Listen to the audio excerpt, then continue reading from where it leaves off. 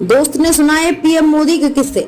मुझसे कहा था ऑफिस का ताला लगा दो, पार्टी का खर्च बच जाएगा। एक छोटे से कमरे में बिताई रात। आज प्रधानमंत्री नरेंद्र मोदी का 72वां जन्मदिन है। गुजरात के मुख्यमंत्री से प्रधानमंत्री तक के उनके सफर के बारे में आप काफी बातें जानते होंगे, क्योंकि उनकी कार्यशैली से लेकर उनके बचपन तक के बारे में बहुत कुछ लिखा जा चुका है। लेकिन मोदी के राजनीतिक करियर के शुरुआती दिनों से जुड़े कुछ किस्से बहुत ही कम लोगों को पता है। प्रधानमंत्री मोदी के जन्मदिन के मौके पर गुजरात के पूर्व कृषि मंत्री और इफ्को के चेयरमैन दिलीप संघाड़ी ने भास्कर के साथ कुछ यादगार किस्से साझा किए हैं। जानिए उन्हीं की जुबानी। साल 1996 में जब नरेंद्र मोदी बीजेपी के महासचिव बनकर दिल्ली गए तो उन्हें पंजाब, हरियाणा, हिमाचल प्रदेश और जम्मू कश्मीर की जिम्मेदारी दी गई। इस समय मुझे दिल्ली में रहने के लिए एक बंगला मिला था, क्योंकि मैं सांसद था।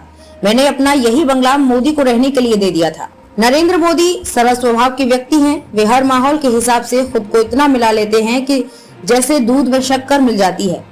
उन्होंने कभी भी अपने पद को आगे नहीं रखा है और छोटे से लेकर बड़े कार्यकर्ता तक के साथ तालमेल बिठाते रहे। एक बार नरेंद्र मोदी अमरेली में एक चुनाव प्रचार कार्यक्रम में पहुंचे। कार्यक्रम खत्म होने के बाद वो मेरे साथ एक छोटे से कमरे में रुके थे।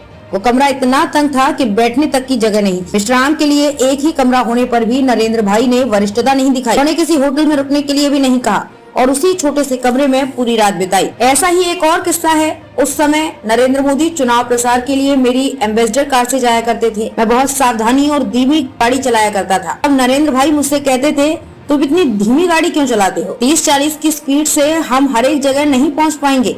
सभी जगह पहुंचने के लिए कम से कम 70 से 75 की स्पीड तो पकड़ो। उनकी बात सुनकर मैं और कार में बैठे अन्य कार्यकर्ता भी खुश हो गए थे।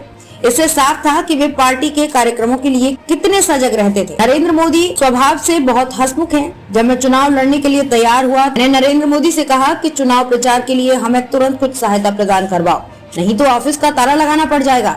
इसके जवाब में उन्होंने हंसते हुए मुझसे कहा कि अच्छा है, ऑफिस का ताला मार दो, इससे पार्टी का खर्च बच जाएगा। ये सुन सभी कार्यकर्ता ठहाके मारकर हंस पड़े। हालांकि उस समय नरेंद्र मोदी ने तत्काल प्रभाव से वित्तीय सहायता प्रदान करवा दी। चुनाव में जीत गया था और उसके बाद मंत्री भी बनाया गया।